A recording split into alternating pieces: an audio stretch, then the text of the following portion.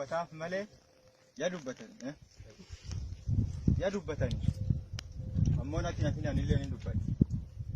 Jaalli dhugumaan akkuma inni baane nama dhugaati. Egaa yaaqii dibamuu dhugaa haa ta'uuti jaalli dhugaa jirtu ilaayyaa argeeti. Ammallee nama dhugaa ta'e nama bilisummaa Oromoo boru rabbiin si tolchinnaan jedhaani. Eeyyee jaallani ummati Oromoo ummata guddaa ummata qabeenya qabu ummata ofii miti saba dhibiitu bilisoomtu ture kaleessa. Haa ta'uuti sira keessa falaatiin gabrummaa jalatti kufu. Gabrummaa jalatti kufuunsaa hiyyeessa isa taasisee jechuudha. Ummati Oromoo biyya keessa jiru kun har'aan tana hiyyeessa waan nyaatee buluun qabu. Miidiyaa OPDOtu taasisuu jirtan ummati Oromoo har'aan tana hiyyeessa kophee jijjiirachuu hin danda'u. Hiyyeessa waan liqimsee buluu hin qabu. Silaa ummata Oromoo kana nu gargaara tureeyyu har'aan tana. Hoo akka har'a keessa jiranii isaan laala. Ummati Oromoo har'aan tana wanni inni qabu tokkummaa callaa. Osoo kaleessa yeroo qabeenya qabu tokkummaa qabaate kaleessa wani bilisoomnatu. Kaleessa tokkummaa hin qabu. Har'a qabeenya hin qabu garuu tokkummaa qaba. Tokkummaan ummata Oromoo kun jaallan.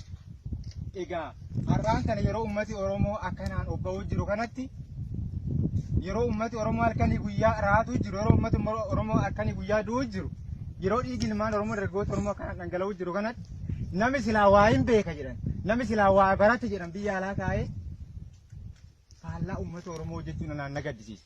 Wayyaaniin har'aan tana woboon hin jiru jetteen waakkatteen beektu guyyaan tana. Guyyaa takka nu waakkan ummata Oromoo irra dhalateetu dhalataa Oromoo ani Oromoo ofan qabsaa jedhatu woboon hin jiru jedheen waakkatti. Ani immoo hin jirraa hin qaqallannee hin daalachoomne malee hin jirra kana woboon hin jedhaan jaallan. Yaa qallannu waa daalachoomnu ummata Oromoof jecha daalachoomnu. Daalachaa'uun keenya qaqallachuun keenya ummata Oromoo boru bilisummaan ga'a. Tana yoomiyyuu hin shakkina.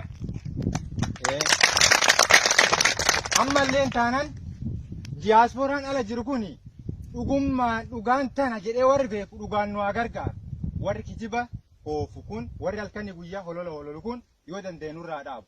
Hololallee dhaabu taanaan nuyi tokkummaa waan qabnuuf jaalala waan qabnuuf obsa waan qabnuufi haala amma jiru kanattuu qawwee tanaanuu qawwuma qabnu tanaanuu kanneetu hin bilisoomna jedheen yaada.